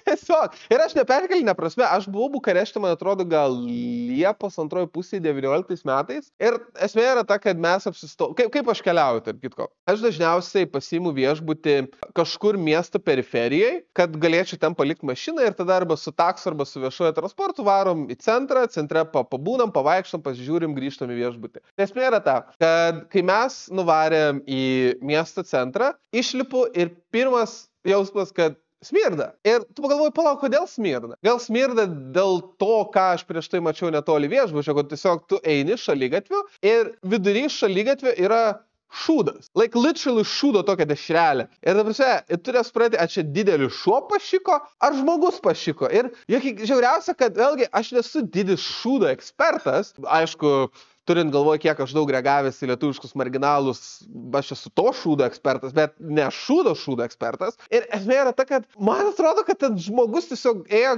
gatvė ir nusišiko ant šaligatvio. Tiesiog. Bet esmė yra ta, kad, toks vaibas yra. Ir paskui aš tik supratau, kad jeigu žiūrint GPS-u ir vaikštant, matai, kad Bukarešto centras yra apsuptas daug vandens telkinių. Ir kadangi buvo karšta ir mano spėjimas, kad tie telkiniai yra žiauriai užteršti, veikiausiai tiesiog jie smirdėjo. Ir tu eini per miestą ir tiesiog smirda. Ir vėlgi iš architektūrinės pusės, yra ten kažkas, gal yra tų plačių gatvių, bet vėlgi tu visur tokia net nepigumo chaleviškumą tiesiog visur jauti. Ir kartais it just gets weird. Tu eini, pamatai random Michaelo Jacksono statulą, tada jie turi savo tą kažkokią tai nuo prancūzų nukopijuotą savo Triumfo arkos versiją, kuri vėlgi aš nesupratau kaip, kur, kodėl, nes kažkaip, žinot, jeigu mes kalbame apie prancūzų Triumfo arką, tai vėlgi prancūzai turi galingą karinę istoriją ir laimėję yra įspūdingų karų ar užkariavę daug Europos žemę vienu ar kitu metu. Ką rumunai tokią švenčia? Dabar tai, kad jie sugebėjo išlikti nepriklausomi nuo rusų ir osmanų ir austrų savo laiku, tada vėlgi, tada eini, tada vienam iš parkų, kuris yra palei vandens telkinį, yra kažkoks tai monumentas, aš kaip suprantu, Europos Sąjungai, kur tiesiog yra didžiulės už žmogų didesnės buvusio Europos Sąjungos vierchų galvos. Vėlgi, jeigu aš rasiu, aš gal ant ekrano uždėsiu. Ir esmė yra tada, jeigu mes kalbame apie vairavimo kultūrą, tai there is none. Ta prasme, ten nėra eismo taisyklių, ten yra eismo rekomendacijos ir aš labai džiaugiausi, kad tiek į viešbutį važiavom su taksais. Ir vėlgi tie taksai, tai vėlgi, įsivaizduokit, ten rubūdas, ta prasme, taip skilarsai kiaurai, raudona, žalia, geltona, šviesoforas, tramas, aš nesu screamish, kai žmonės agresyviai vairuoja, bet ten net aš buvau įsikibęs į rankenėlę. Žinot, šitą rankenėlę virš durų. Visi šitą papasakojus gerai, galbūt, gerai, čia tiesiog buvo vasara, gal žiemą nuvažiavus nebūtų tai baisu, gal nebūtų tos smarvės, gal tiesiog pasisektų ir sniegas visus prišiktus šūdus uždengtų. Bet atsimenat, aš sakiau, kad Rygos chruščiovkės yra baisios, bet jos nėra baisiausias Europos Sąjungoje, kokias esu matęs. Aš Bukarešte mačiau baisiausias chruščiovkės Europos Sąjungoje. Ta prasme, važiuojam taksu ir aš matau tuos, pavadinkim tai mikrorajonais ir jie atrodo kaip griuvėsiai, jie atrodo kaip, Černobylis, kaip tiesiog lyg ten karas būtų praėjęs. Ir atrodo, kad jie turėtų būti apleisti, bet ne. Tu matai, kad ten vaikai žaidžia, laksto, kad ten iškabinti skalbiniai, kad tu galvoji, tarsi aš Lietuvos provincijai užaugęs in the 90s. Net in the 90s lietuviška provincija tokia baisi nebuvo, kaip Bukareštas 2019 metais. Po galais, ta prasme, ir žmonės taip gyvena. Kaip tai yra įmanoma? Kaip tai yra įmanoma Europos Sąjungoje? vėlgi, esmė yra ta, kad credit where credit is due. Keliai, kur aš važinėjau daugmaž sutvarkyti. Vėlgi centras, kad ir koks jis keistas ir smirdintis, irgi sutvarkytas. Ta prasme, yra galbūt naujesnių pastatų, yra prekybcentrių, yra ką veikti Bukarešte. Tai aš jam F lygą duoti negaliu, bet barely. Ta prasme, jisai vos sugeba, jis tiesiog claw its way out of F į E, nes vėlgi iš visų Europos sostinių, kuriuose aš esu buvęs, Bukareštas yra pats baisiausias. Hands down. Nes šitoje vietoje jūs galėtumėte sakyti, pala, bet tai Rumunija, taigi turtingesnė už Bulgariją, tai Sofija turėtų būti dar blogiau. Ir žinot ką, aš esu buvęs Sofijoje. Ir Sofija nėra tokia baisi. Jeigu Bukareštas yra tiesiog agresyviai shit, tai Sofija yra tiesiog tokia bland.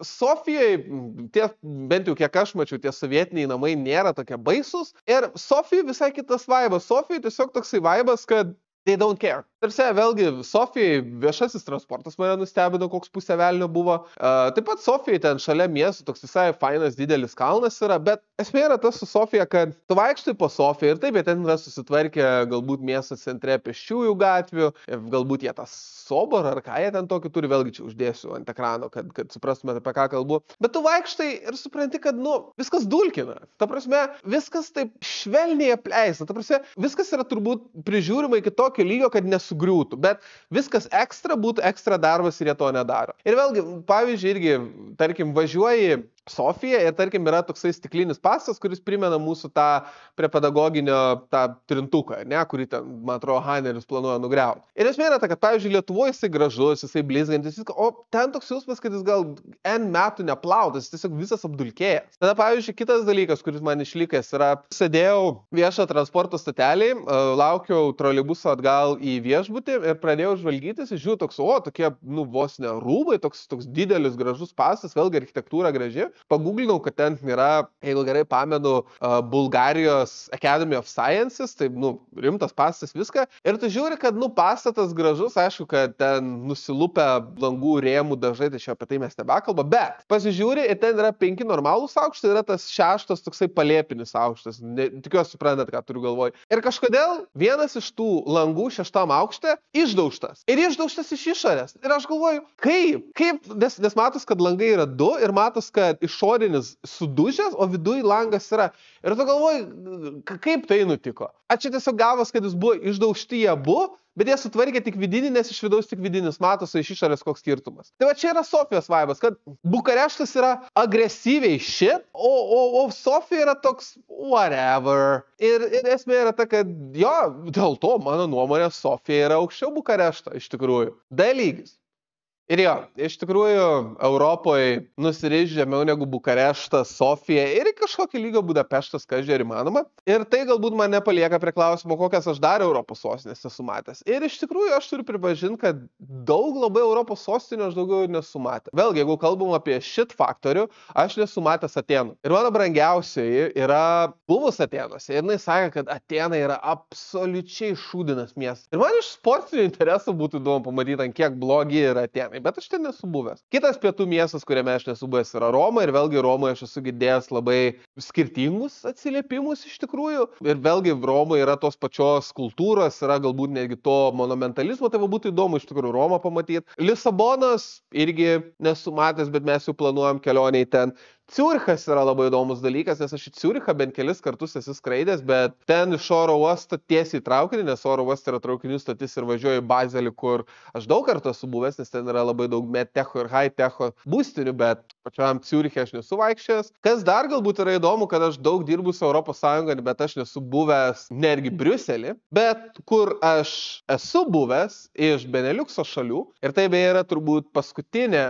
sostinė, jeigu mes kalbam apie Europą, tai yra Amsterdam. Ir aš esu tikras, kad galbūt nemažai jūsų įsivaizduoja, kad Amsterdamas yra tas toks super mega epic miestas. Ir Amsterdamas yra stebėtinai mano vaibo miestas. Nes esmė yra ta, kad taip, Amsterdamo centras yra tie maži gražus nameliukai, viskas labai gražu, viešasis transportas nuostabus, taip toliau ir panašiai, bet kas yra įdomu, kad periferijoje turi tuos tiesiog didžiulius dangoraižius ir labai įdomių architektūrų dangoraižius. Ir jeigu turėsit progą, būtinai pavažinėkit Amsterdamo aplinkeliu, nes iš tikrųjų tai žiauriai yra gražu ir įdomu. Ir esmė yra ta, kad aš ne veltui sakau, kad pavažinėkit, nes aš Amsterdamą apibūdinčiau kaip miestą, kuris geriausiai atrodo pro automobilio langą. Ir tai galbūt yra kontraintuityvu, nes pala, taigi Amsterdamas, taigi ten visi dviračiais turi važinėti, ten pėstiesiam pritaikytas miestas. Ir aš pasakysiu tiesiai šviesiai, kad tai yra pėstiesiam ir dviratininkam pritaikytas miestas yra mano nuomonė absoliutus bullshitas. Ta prasme, pavyzdys, 2023 rudenį aš buvau konferencijoje Amsterdame ir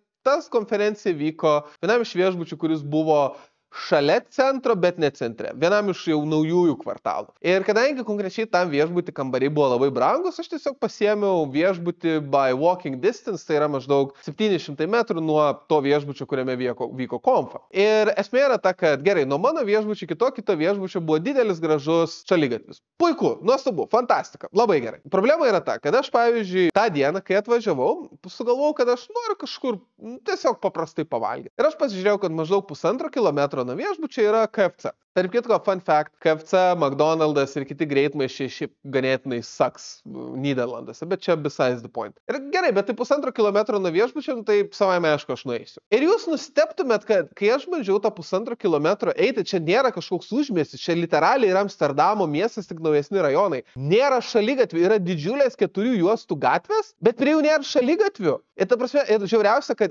gerai, tai tu, žinai, gali galbūt eiti palei kelią. Jo, ir esmė ta, kad tavo kelias atsiremia į jobaną metro ar tramą ar kažkokius kitus bėgius. Ir tvorai yra, kad tu negalėtum per juos pereiti. Ir tada tu turi ten eiti atgal, yra šaligatvis tave praveda per kiemus, per kažkokį pėsčiųjų tiltą, kuris veda į to traukinio stotelę ir tik tada tu ten per aplinkui gali nueiti. Ir aš buvau nustebęs, kiek pėstiesiam tai yra nepatogu. Tada, pavyzdžiui, aš buvau tam viešbutį ir vėlgi, kai aš gyvenu viešbučiuose, savaime aišku, noris pataupyti pinigus, tai aš pagalvojau, kad tiesiog reikia kažkur nusipirkti regular maisto, taip sakykim.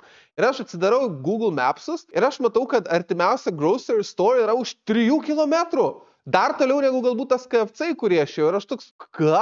Ir esmė yra ta, kad artimiausia vieta, kur galima buvo nusipirkti maisto, buvo Shell degalinė, kuri buvo ten gal 400 metrų nuo viešbučio, viskas labai faina. Tik tai esmė yra ta, kad ta Shell degalinė, bet turėkit galvoje, kad čia yra miestas, čia net nėra autostrada ar kažkoks aplinkelis. Tam, kad tu patektum į tą degalinę, į ten neveda joks šaligatvis. Ir tu ten turi kirst gatves, kuriuom važinėja mašinos. Ir vėlgi, va čia yra dalykas, kad Amsterdamas, vėlgi jo centras, taip, jisai žiauriai pritaikytas pėstiesiam, žiauriai pritaikytas dviratininkam, bet jeigu tu tik truputį nueini toliau, viskas subyra. Ir va čia yra tas toksai dalykas, ir net jeigu tu centre esi. Vėlgi, aš atsimenu 21 metais, vėlgi per tą vasarinį road tripą, irgi buvom Amsterdame ir sugalvojom nuvaryti tą jų mokslo muziejų. Mes ten nuvarėm, bet mes, aišku, nebuvom užsirezervavę bilietų ir mes ten nuvarom ir ten toks overjoyed pasitikinėtojas mus pasitinka ir tu tikrai žinai, kad jisai naudojas tuo, kad žolytė yra legali Nyderlanduose. Ir jis toks,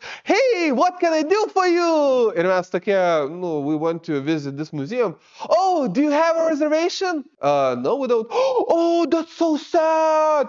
Unfortunately, we will not be able to allow you in. Beje, aš čia net nevaidinu, jo va tokios ekspresijos buvo. Aš gal net nemoku jų atkartoti. Bet ne apie tai kalba. Gerai, neišėjo į muziejų. Gerai, mes eisim į senamiestį. Ir esmė yra ta, kad GPS rodo, kad kaip tu ir galėtum eiti į senamiestį, bet ten vienas pėsčiųjų tiltas uždarytas, tada tu turėjai aplink, bet paaiškėjo, kad aplink nėra šaligatvė, yra tik tai mašinų tiltas, tada tu turėjai dar labiau, tausia, it's just confusing. Ir aš buvau nustebęs, kaip Amsterdame praverčia automobilis. Ir aišku, šitoje vietoje galėtumėt manyti, kad man vadinasi turėjo patikti Amsterdamas, bet ne, nes dalykas toks, kad jeigu tu vairuoji automobiliu, tu vis tiek atsiremi tai, kad gatvės siauros, pilna šviesoforų, pilna greičio ribojimų ir tarp kitko, Nyderlandai yra vieta, kur aš gavau juokingiausią baudą už greičio viršymą, nes aš greitai viršijau 1 km per valandą ir aš gavau baudą į Lietuvą. Ir nežinau, esmė yra ta, kad Amsterdamas man asmeniškai yra žiauriai keistas miestas. Tai yra miestas, kurį aš tikrai siūlau aplankyti, bet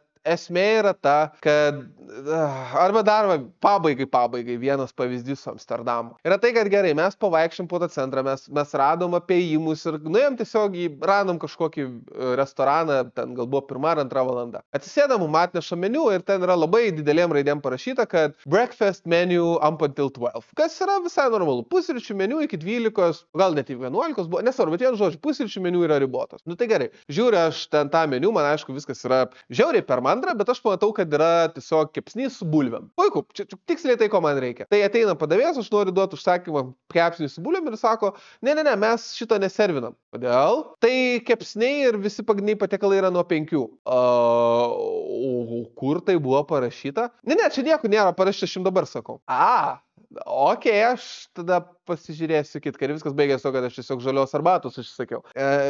Bet va čia yra tas vaibas, kad kol tu nesigilini, kol tu žiūri per mašinos langą ir kol tu turi sheltered experience. Amsterdamas labai žmoniškas miestas, bet jeigu tu pradedi gilintis, jeigu tu pradedi žiūrėti smulkmenas ir atsiremi tai, kaip ten žmonės gyvena, tu pradedi matyti, kad everything just breaks down. Ir man asmeniškai Amsterdamas yra turbūt viena veidmainiškiausių sostinių viso Europoje. Tad jo, aš žinau, kad daug ką nustebinsiu, bet Amsterdamui aš te galiu duoti B lygį, nes taip, ten yra gera architektūra, viskas žiauriai gerai sutvarkyta, žiauriai gerai iščistyta, miestas žiauriai švarus, bet vibe is just completely off.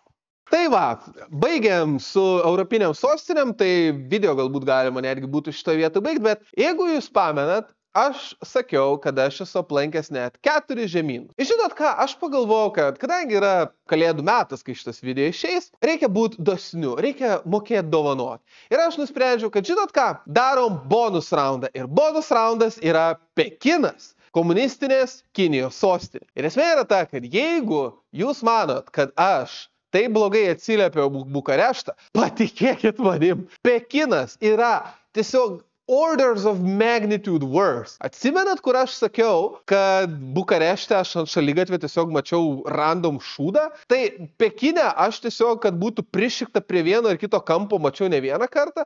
Aš jau nebekalbu, kad mačiau ne vienoje vietoje, kur kiniečiai tiesiog važiuoja dviračiu, sustoja, nueina 2 žingsnius nuo šaligatvės, išsitraukia šlangutę ir myža. Tiesiog vidury miesto. Ir jeigu jums čia atrodo, kad čia yra atgyvenus kultūra, turbūt vienas labiausiai Pekine man įsiminusių vaizdų yra tai, kad įsivaizduokit Akropolį tik tai ant steroidų. Tai yra Akropolis tik tai ne 1 aukštas, o 5 aukštai, kur Rusija yra literaliai Teslų salonas. Beje, aš ten buvau 19 metais, turiu pastebėti. Ir esmė yra ta, kad eini to milžiniškų prekybcentrių, kur naujausi telefonai, kur prabangos prekės ir panašiai. Ir esmė yra ta, kad eina moteris, vedas, arba jinai mama, arba auklė, aš nežinau, bet tarkim mama, vedas dukra, kuriai, nežinau, tarp 10-12 metų, žinot, ten pasakyti amžių vaikų yra sunku ir vedas žymiai mažesnį pipliuką, kuriam kokie 5 metai. Esmė, tai jie eina ir tas pipliukas staiga sustoja, mama atsisuka, kas nutiko ir tas pipliukas tiesiog nusimauna savo šortus, atsitupia ir pradeda vidury tiesiog prekybcentrio atsitūpęs įsiot. Ir ta mama tokia, ir stovi ir laukia, kol jisai pasisios. Ir kai jis pasisioja, atsistoja, užsimauna kelnes ir jie tiesiog nueina. Ir vidury prekybcentrio tiesiog prisisiota. Kaip tai yra įmanoma? Ir esmė yra ta, kad aš jau nebekalbu, kad chruščiovkės ten yra baisios. Vairavimo kultūra, dabar ten nėra vairavimo kultūros, ten nėra eismo taisyklių. Aš buvau darbo reikalais, bet gavos, kad vis tiek ten truputį pavažinėjom. Tai pavyzdžiui, taksas, kuris iš viešbučio vežė į Forbidden Palace, vėlgi jisai buvo toksai kažkoks dėdukas kinietis, kuris vairavo taip su viena ranka laikydamas vairą iš apačios ir jam buvo giliai dzinant eismo taisyklių, jis ten keliose vietose prieš eismą pravažiavo, vienoje vietoje autobusas tiesiog ant šaligatvio turėjo lipti, kad jį praleistų, nors jis vienpusį važiavo. O gal taksioras, kuris važiavo, jis turbūt įsivaizdavo, kad jis yra in Fast and Furious. Ir esmė yra ta, kad jo sėdynė atlošta, man atrodo, šitas fotelis atsilošė. Tai jis atlošta, va taip sėdi ir važiuoja su tokia senutėlė Toyota, kur jungia bėgius, nes ten, aišku, mechaninė, ir, aišku, ta pavarų dėžė ten, dieve mano, neaišku, kokią senumo, jungia bėgius ir taip.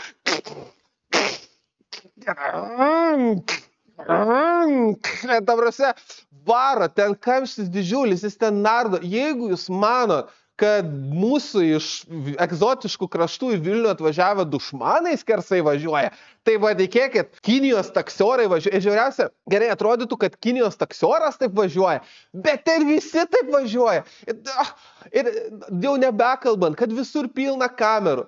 Jie net neslepia, kad tave ištisai visur fotografuoja ir filmuoja. Ta prasme, jeigu kiekvienoj sankryžai yra virš šviesoforų pakabinti praktiškai vos negreičių matuoklių atitikmenys ir jie fotografuoja kiekvienoj sankryžai mašinas. Ir kaip vietiniai mums paaiškino, dėl to galima labai lengvai atsekti, kur kas važiavo.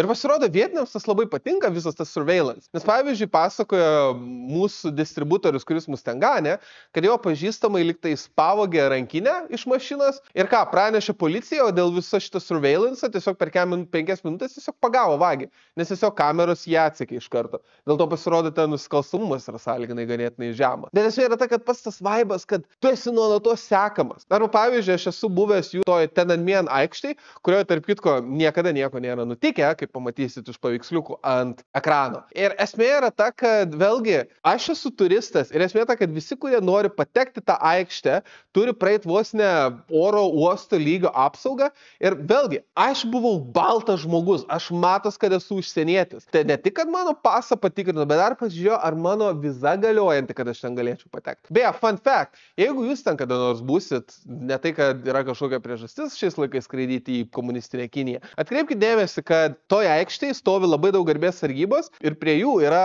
tarp kitko ganėtinai nemažai gesintuvų. Ir priežastis yra ta, kad pasirodo yra visai populiaru atvaryti Tiananmeno aikštę tiesiog susidegint.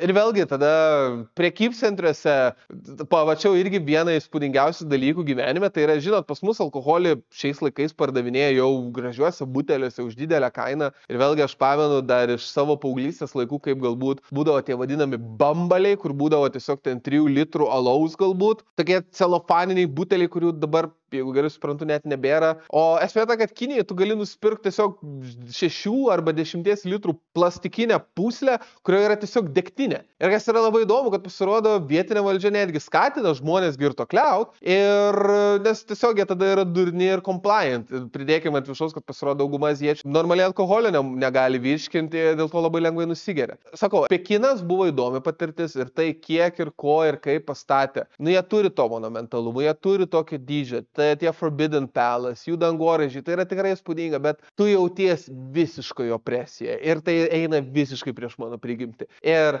Pekinas yra visiškas, absoliutus, vienareikšmis F lygis.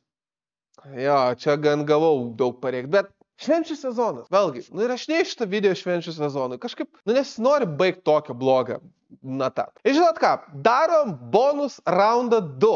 Ir labai įdomu bonus raundą 2, nes aš kalbėsiu ne apie esamą, o apie buvusią Australijos sostinę, tai yra Melburną. Ir esmė yra ta, kad jeigu aš sakiau, kad viena man asmeniškai yra gražiausias ir įstabiausias Europos miestas, tai iš visų miestų, kuriuos aš kada nors esu buvęs, beje, įskaitant ne sostinės, jeigu man reiktų išsirinkti, tose miestą, kuris tiesiai kalbant mane pakeitė kaip žmogų, tai būtų Melburnas. Dabar aš Melburne darbo reikalais buvau 17 metų gale savaitę ir man trūksta žodžių. Ta prasme, Melburnas yra idealus mano miestas. Vėlgi, jie turi pakankamai pločio ir monumentalumo iš tiek galbūt senesnės architektūros, kiek jie turi, bet kas svarbiausia, ten dangoraižių kiekis ir statymo skalė ir viskas. Ir tai yra tiesiog, ten yra Dubajaus lygis, tik tai esmė yra ta, kad, kaip aš tai matyčiau, tik tai, kad Dubajui tu supranti, kad viskas yra paremta tiesiog opresija ir šeichų ambicijom. Melburne tai tiesiog yra verslas. Ir Melburne yra statoma, nes jie gali statyti, nes jie yra pasiekę tokį aukštą pragyvenimo lygį. Ir esmė yra ta, kad taip, Melburne jie stato šitos didžiulius dangoraižius, bet jie turi beproto gerą viešai transportą, kiek bent jau man teko jo naudoti. Ir vėlgi, nepatinka dangoraižiai?